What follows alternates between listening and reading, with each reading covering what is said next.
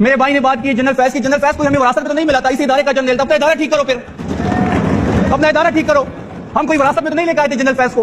फिर इस तरह अगर हम कहानियां खोलने बैठे तो फिर 11 सितारों की पार्टी जनरल जिलानी वाली थी। नवाज शरीफ जनरल जिलानी की पैदावार है। अगर ये कहानियां हम खोलने बैठे फिर हम गराज से स्टार्ट लेंगे, हम फिर 1989 से स्टार्ट लेंगे।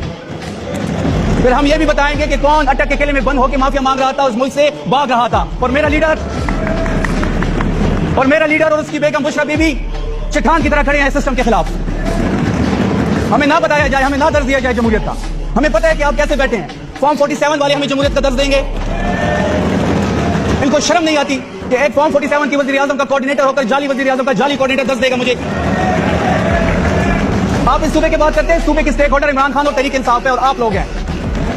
पहली दफा इमरान खान ने एक नौजवान, एक ग्रास रूट लेवल के वर्कर को, एक कबायली नौजवान को इस सूबे का सीएम बनाया है।